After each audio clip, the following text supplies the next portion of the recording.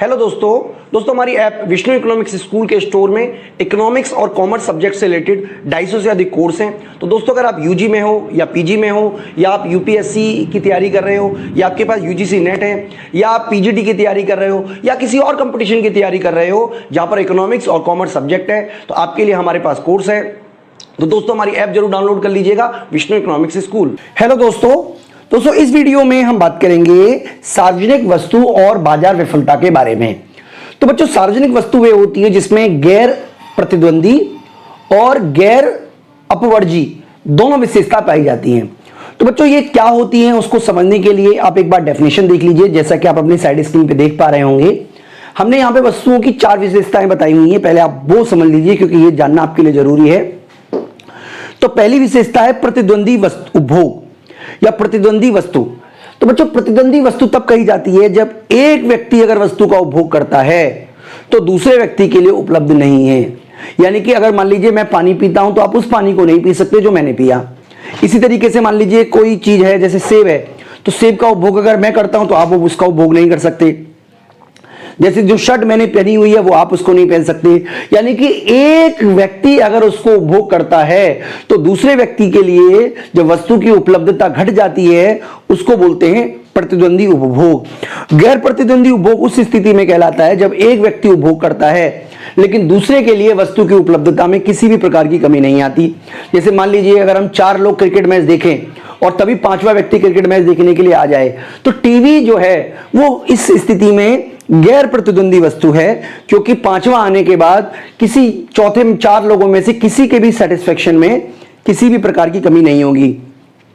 जैसे सड़क है, पार्क है, राष्ट्रीय सुरक्षा है, इसमें जो उपभोग है वो गैर प्रतिद्वंदी माना जाता है क्योंकि एक व्यक्ति के उपभोग करने के बाद दूसरे व्यक्ति की उपलब्धता में किसी भी प्रकार की कमी नहीं आती। जैसे अगर आप मूवी देखने जाते हैं तो मूवी का जो पर्दा है वो यहां पर जो कहलाएगा वो कहलाएगा गैर प्रतिद्वंदी उपभोग, लेकिन मूवी देखने के लिए जो सीट है वो प्रतिद्वंदी है क्योंकि सीट तो लिमिटेड है।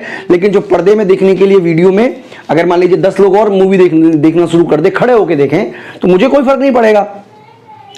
इसके अलावा बच्चों एक और वस्तु होती है वर्जित उपभोग। वर्जित उपभोग वो होता है जिसमें हम नॉन पेयर को, यानी कि जिसने वस्तु के उपभोग के लिए कोई पेमेंट नहीं किया, उसको वस्तु के उपभोग करने से रोक सकते हैं। जैसे मान लीजिए मैं इंटरनेट यूज करता हूं तो जैसे ही मेरी डेट खत्म होती है, जो इंटरनेट प्रोवाइडर कंपनी है वो इंटरनेट को कब बंद कर देती है, यानी कि वर्जित उपभोग हो गया। यानी कि जिसमें वस्तु का मालिक जो है वो वस्तु के उपभोग करने से गैर अदाकर्ता को मना कर सकता है। जैसे मान लीजिए मेरा कार है, मेरी फोन है, पिज्जा है, पिज्जा का जो मालिक है वही डिसाइड करेगा, वो जो पिज्जा का पेमेंट करेगा वो पिज्जा खाएगा, जो फोन का पेमेंट करेगा वो फोन का यूज करेगा। तो ये सारी की सारी वस्तु वर्जित उपभोग कहलाती है। गैर वर्जित उपभोग वस्तु वे होती हैं जो इसका उपभोग करने से व्यक्ति को वंचित नहीं किया जा सकता, यानी कि उसका उपभोग वो व्यक्ति भी करेगा जो पेयर है और वो व्यक्ति भी करेगा जो नॉन पेयर है। तो बच्चों सार्वजनिक वस्तु के अंदर गैर अपवर्जन सिद्धांत लागू होता है, यानी कि अपवर्जन सिद्धांत लागू नहीं होता। यानी कि सार्वजनिक वस्तुएं वे वस्तु होती हैं जिसमें गैर आप कह सकते हो अवर्जित और गैर प्रतिद्वंदी विशेषताएं पाई जाती है। यानी कि पब्लिक पार्क है, जैसे रोड है, एक बार रोड बनने के बाद वो व्यक्ति भी उस रोड का उपभोग कर सकता है जिसने उस रोड को बनाने में किसी भी प्रकार का खर्चा नहीं किया है। तो इस तरीके की जो स्थिति होती है बच्चों, उसी को हम बोलते हैं गैर वर्जित गैर प्रतिद्वंदी वस्तुएं। तो बच्चों यहां पे देखिए हमने लिखा भी है कि निजी वस्तु की स्थिति में वर्जित सिद्धांत लागू होता है। यानी कि निजी वस्तु की स्थिति में आप उस व्यक्ति को वस्तु के उपभोग करने से रोक सकते हो जिसने वस्तु के उपभोग के लिए कोई पेमेंट नहीं किया। ऐसा व्यक्ति टमाटर नहीं खरीद सकता जो टमाटर खरीदने के लिए पेमेंट नहीं करता, क्योंकि उसको वर्जित है, उसको रोका जा सकता है। ठीक है, इसी प्रकार ऐसी वस्तुओं को बाजार तंत्र द्वारा उपलब्ध करा दिया जाता है क्योंकि ऐसी वस्तु में जो मांग वक्र होता है वो क्षैतिजाकार योग होता है। तो मैं आपको एक बार डायग्राम के थ्रू समझाऊंगा बच्चों, जिससे आपको मेरी बात अच्छी तरीके से समझ में आ जाए। मान लीजिए ये ए व्यक्ति की मांग है, मान लीजिए ए व्यक्ति की मांग है, ठीक है जी, ए व्यक्ति की मांग है, इसको मैं डीए बोल देता हूं। और ये जो है ना, ये ब्लैक कलर से ये बी व्यक्ति की मांग है, डीबी। ठीक है जी, यानी कि ये व्यक्ति की मांग है, वो दूसरे व्यक्ति की मांग है। अगर हम इसको जोड़ दें, और जोड़ना कैसे, जोड़ना है क्षैतिजाकार, इस तरीके से वर्टिकल, क्योंकि ये वाली मांग अगर दो ही लोग हम मान लें तो ये तो व्यक्तिगत मांग हो गई, है ना, ये व्यक्तिगत मांग और बाजार मांग दोनों हो गई, इसलिए इसको जोड़कर इस तरीके से मांग वक्र बनेगा। तो ये हमारा मांग वक्र है जो कि मार्केट डिमांड कर्व है, इसको डीएम बोल देते हैं। ठीक है बच्चों, तो ये निजी वस्तु की स्थिति में हो रहा है। इस स्थिति में मान लीजिए इक्विलिब्रियम पॉइंट तब होता है जब, क्योंकि जो डिमांड है वो एक तरीके से मार्जिनल बेनिफिट दिखाता है, मार्जिनल बेनिफिट। ठीक है, आप चाहो तो उसे मार्जिनल सोशल बेनिफिट कह लो। अब इक्विलिब्रियम कब होगा? इक्विलिब्रियम तब होगा जब मार्जिनल कॉस्ट इसको इंटरसेक्ट करे। मान लीजिए ये सप्लाई है, आप इसको मार्जिनल कॉस्ट भी बोल सकते हो, सप्लाई कर भी बोल सकते हो। तो जो इक्विलिब्रियम हुआ है वो इस पॉइंट पर हुआ है मार्केट का, यानी कि मार्केट इक्विलिब्रियम हुआ है E0 पर। इसका मतलब यह हुआ कि मार्केट में 100 वस्तु उपलब्ध कराई जाएंगी टोटल मिलाकर, लेकिन प्राइस जो है वो सबके लिए बराबर बराबर है, यानी कि चाहे ए व्यक्ति हो चाहे बी व्यक्ति हो, दोनों के लिए प्राइस बराबर बराबर है। यानी कि ए व्यक्ति जो मान लीजिए 10 रुपए दे रहा है, वो मान लीजिए 20 क्वांटिटी खरीद रहा है, और ये वाला जो व्यक्ति है बी वो 80 क्वांटिटी खरीद रहा है, और बाजार में टोटल मिलाकर 100 क्वांटिटी बिक रही है। यानी कि मार्केट सिस्टम ठीक तरीके से काम कर रहा है, किसी भी तरीके के इंटरफेयर की जरूरत नहीं है, क्योंकि ऐसा व्यक्ति जो पेमेंट नहीं कर रहा है उसको रोका जा सकता है। यानी इस केस में जो हमारा मार्जिनल कॉस्ट है वो बराबर है ओपी के, ओपी कह लो या जो भी नाम देना चाहे वो कह लो, और जो मार्जिनल प्राइस है वो भी इसी के बराबर है, यानी कि सेम प्राइस है सेम कॉस्ट है। ठीक है जी, तो इस केस में जो हमारा प्रिंसिपल है वो लागू हो रहा है, यानी कि आवंटन कुशलता हमें प्राप्त हो रही है, यानी कि जो मार्जिनल बेनिफिट है वो मार्जिनल कॉस्ट के बराबर है। तो इस तरीके से बच्चों निजी वस्तु की स्थिति में बाजार ठीक से काम करता है, लेकिन सार्वजनिक वस्तु की स्थिति में बाजार इस तरीके से काम नहीं करता। यह बात आपको ध्यान से समझ लेनी चाहिए। तो सार्वजनिक वस्तु की स्थिति में क्या होता है, देखिए ये भी समझेंगे। सार्वजनिक वस्तुएं जो होती है वो गैर प्रतिद्वंदी होती है, साथ ही साथ गैर अवरोधक होती है, यानी कि इसके अंदर गैर प्रतिद्वंदिता का और गैर अपवर्जी का विशेषता पाई जाती है, यानी कि नॉन पेयर को आप वस्तु के उपभोग करने से रोक नहीं सकते हो, जिसकी वजह से जो बाजार मांग होता है वो शीर्षाकार योग होता है। देखिए इसको भी हम समझेंगे शीर्षाकार योग किस तरीके से होता है। जैसे मान लीजिए ये हमारा ए का डिमांड कर्व है, उसी तरीके से ये डी ए बोल देते हैं। ठीक है जी, अब मान लीजिए चलिए ये डी बी का है, ये डी बी का है,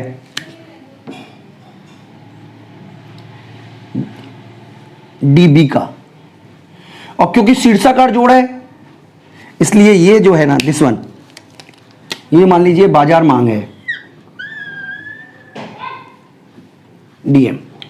ठीक है जी, अब इक्विलिब्रियम कंडीशन तो सेम रहेगी। इक्विलिब्रियम वहां होगा जहां पर बाजार मांग बाजार पूर्ति के बराबर हो। तो ये मान लीजिए हमारी बाजार पूर्ति है, एसएम बोल देते हैं इसको मार्जिनल सोशल कॉस्ट भी आप बोल सकते हो, जैसे आपको ठीक लगे वैसे आप बोलिए। तो ये जो पॉइंट है ये वाला, ये इंटरसेक्ट पॉइंट है, यानी कि वस्तु का उत्पादन इक्विलिब्रियम ई हो रहा है, और वस्तु की उपलब्धता जो है वो सभी के लिए बराबर बराबर है। यानी कि वस्तु की अगर 10 इकाई है तो सभी के लिए, मतलब अगर रोड बनाए हैं तो सबके लिए रोड है, मेरे लिए भी 10 रोड है।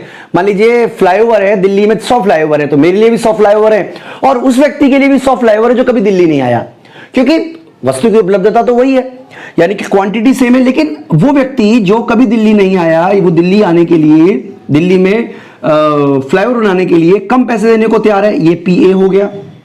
जबकि जो दिल्ली में रहता है मान लीजिए वो ज्यादा पैसे देने को तैयार है, पीबी। जबकि जो कॉस्ट है वो 15 है, पी। यानी कि हम मान लेते हैं कि जो ए व्यक्ति है वो केवल 5 रुपए देने को तैयार है, क्योंकि उसको 5 रुपए का बेनिफिट हो रहा है। जो बी व्यक्ति है वो केवल 10 रुपए देने को तैयार है, जबकि वास्तव में कॉस्ट 15 आ रही है। इसका मतलब इसकी स्थिति में देखिए क्या हो रहा है, मार्जिनल जो बेनिफिट है, मार्जिनल सोशल बेनिफिट जो है, ठीक है जी, मार्जिनल सोशल बेनिफिट जो है वो इस केस में दोनों को जोड़ के लिख लेगा। यानी कि आप कह सकते हो कि marginal social benefit of A जोड़ के लिख लेगा marginal social benefit of B के, और ये किसके बराबर है, मार्जिनल सोशल कॉस्ट के, यानी कि एमएसबी मार्जिनल सोशल कॉस्ट के। तो बच्चों कहने का सिंपल मतलब यह है कि जब ये 5 रुपए देगा, ये 10 रुपए देगा और ये 15 रुपए दे, मान लीजिए, तो मार्केट में ऐसी वस्तु को उपलब्ध कराना पॉसिबल है। यानी कि हमने यहां पे लिखा भी है कि बाजार में ऐसी वस्तु को उपलब्ध नहीं कराया जा सकता, क्योंकि बाजार तंत्र ऐसी वस्तु को उपलब्ध नहीं करा सकता जब यदि प्रत्येक व्यक्ति, मैंने यहां देखिए दोबारा से पढ़ लेता हूं, देखिए ऐसी स्थिति को बाजार तंत्र उपलब्ध नहीं करा सकता, ये पॉइंट यही खत्म हो गया। ठीक है जी, ऐसी वस्तु को बाजार तंत्र उपलब्ध नहीं करा सकता। फिर लेकिन एक बात बोली गई है कि बाजार तंत्र भी ऐसी वस्तु को उपलब्ध कराया जा सकता है यदि प्रत्येक व्यक्ति को प्राप्त मार्जिनल सोशल बेनिफिट के समान मार्जिनल सोशल कॉस्ट वो देने के लिए तैयार हो जाए। यानी कि अगर ए व्यक्ति जो है वो 5 रुपए दे, बी व्यक्ति 10 रुपए दे, तो 15 रुपए में इस वस्तु को उपलब्ध कराया जा सकता है। लेकिन यहां पर बच्चों एक समस्या पैदा हो गई जिसको हम बोलते हैं फ्री राइडर। यानी कि फ्री राइडर वो व्यक्ति होता है जो वस्तु का बिना उपभोग किए भी वस्तु को बिना कुछ पे किए भी वस्तु को खरीद सकता है, क्योंकि इस स्थिति में अपवर्जन सिद्धांत लागू नहीं हो रहा है, क्योंकि इस स्थिति में वस्तु के उपभोग करने से ऐसे व्यक्ति को रोका नहीं जा सकता जिसने पेमेंट ना किया हो। इसकी वजह से एक नई समस्या पैदा हो जाती है फ्री राइडर। यानी कि ये वो व्यक्ति होता है जो वस्तु का उपभोग तो करता है लेकिन उसके लिए कोई पेमेंट नहीं करता। यानी कि ऐसे व्यक्ति भी फ्लाईओवर का यूज कर पाएंगे जिन्होंने फ्लाईओवर के लिए कोई पेमेंट नहीं किया है। तो बच्चों सिंपल शब्दों में अगर हम समझें तो मार्केट सिस्टम इस वस्तु को इसलिए उपलब्ध नहीं करा पाता क्योंकि जितना बेनिफिट मिल रहा है उसके बराबर हर व्यक्ति प्राइस पे करने को तैयार नहीं होता। अगर सब लोग मिलजुल कर उतना प्राइस पे कर दें जितना उनकी बेनिफिट मिल रहा है तो वस्तु को उपलब्ध मार्केट भी करा सकता है। लेकिन मान लीजिए एक रोड है, सपोज कीजिए मेरे घर पे, मान लीजिए मेरी पूरी गली की लाइट खराब हो जाती है, मान लीजिए पूरी गली की लाइट खराब हो जाती है। उस गली की लाइट को ठीक कराने में सिंपल शब्दों में अगर हम कहें, मैं आपको बहुत ही सिंपल शब्दों में समझा देता हूं फ्री राइडर को। मेरी गली की लाइट को ठीक कराने में मान लीजिए 1000 रुपए का खर्चा आएगा, या चलिए मान लीजिए 1000 रुपए का खर्चा आएगा, और सिंपल मान लीजिए गली में 10 घर है, यानी कि पर परिवार अगर 100 रुपए दे तो गली की लाइट को हम ठीक करा सकते हैं। सरकार को जरूरत ही नहीं है हमें लाइट ठीक करने वाले की, हम किसी भी प्राइवेट इलेक्ट्रिशियन को पकड़ें, उसको 1000 रुपए दें, 10-10 100 रुपए हर फैमिली मेंबर से, तो हमारी लाइट ठीक हो जाएगी। लेकिन इशू क्या है? इशू ये है कि 1-2 ऐसे परिवार हैं जो कहते हैं कि हम तो नहीं देंगे पैसे जी लाइट के, सरकार जब ठीक कराएगी तो ठीक कराएगी। इसका मतलब यह हुआ कि अगर हम 8 लोग मिलकर लाइट ठीक करा लें तो उसका बेनिफिट उन 2 व्यक्तियों को भी मिलेगा जो इस गली में रह रहे हैं। यानी कि उन्होंने इसके लिए कोई पेमेंट नहीं किया। अगर मेरी घर की लाइट खराब हुई है तो मैं ठीक करा लूंगा, तुरंत किसी प्राइवेट व्यक्ति को बुलाऊंगा और वो ठीक कर देगा। लेकिन सोसाइटी की लाइट ठीक कराने की, पूरी पब्लिक लाइट ठीक कराने की जिम्मेदारी किसी एक इंडिविजुअल की नहीं होती है। इसीलिए अगर कुछ व्यक्ति उसके लिए कोई पेमेंट नहीं करते तो पूरा का पूरा सिस्टम मार्केट में काम नहीं करता। यानी कि फ्री राइडर वो व्यक्ति होते हैं जो पेमेंट नहीं करते हैं, जिसकी वजह से मार्केट सिस्टम इसको प्रोवाइड नहीं करा सकता। तभी आप देखिए अगर किसी गली में रोड टूट जाती है तो गली में रोड तब तक ठीक नहीं होती जब तक सरकार उसको आके ठीक नहीं कराती। जबकि अगर गली के लोग मिलकर उस रोड को ठीक करा दे तो रोड को बहुत कम कीमतों पे रोड ठीक कराया जा सकता है।